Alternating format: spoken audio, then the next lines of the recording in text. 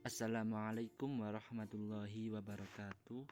Di sini saya Muhammad Fakih Muzaki, kelas TMT 3E, NIM 126-204-202-141, mata kuliah Filsafat Pendidikan Matematika, akan menjelaskan tentang sejarah dan filsafat matematika. Sejarah dan filsafat matematika meliputi 1. Sejarah matematika, 2. Penemu konsep-konsep dasar dalam matematika. Sejarah matematika meliputi 1. Matematika zaman Mesir kuno, 2. Matematika zaman Babilonia, 3. Matematika zaman Yunani, 4. Matematika zaman Cina, yang kelima matematika zaman India. Yang pertama, matematika zaman Mesir kuno. Sejarah mengatakan bahwa matematika berasal dari Mesir adalah gagasan Aristoteles dalam buku yang berjudul Metafisik. Sebagian besar catatan sejarah mengatakan geometri adalah ilmu yang pertama ditemukan di Mesir.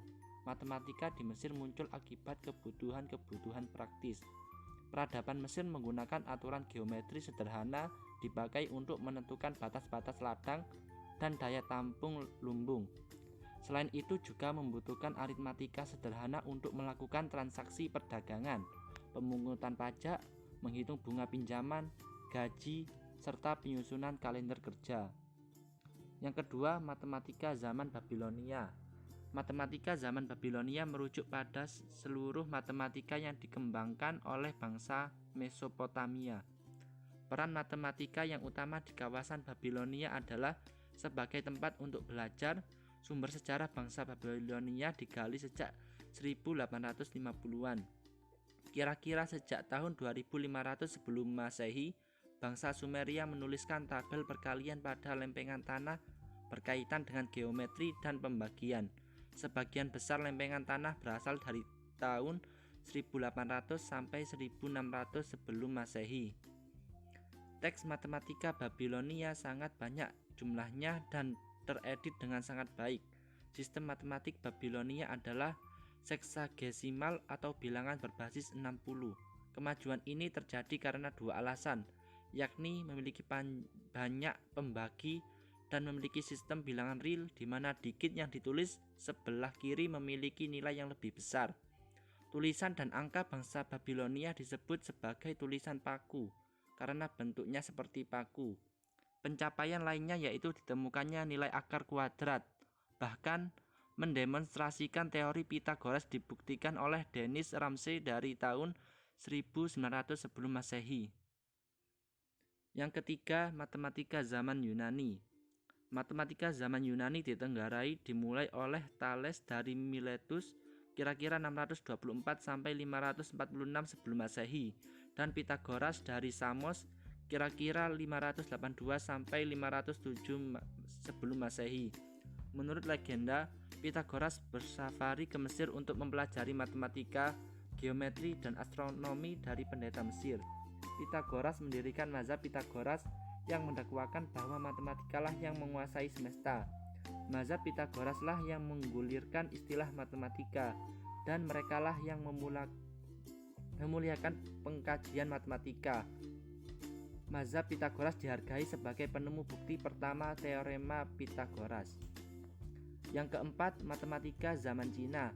Tulisan matematika yang dianggap tertua dari Cina adalah Chou Pei Xuanqing, berangkat tahun antara 1200 sampai 100 sebelum Masehi.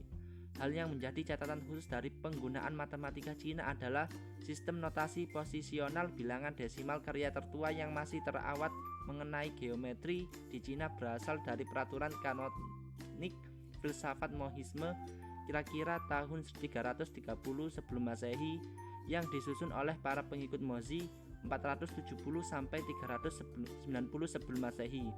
Mojing menjelaskan berbagai aspek dari banyak disiplin yang berkaitan dengan ilmu fisika dan juga memberikan sedikit kekayaan informasi matematika.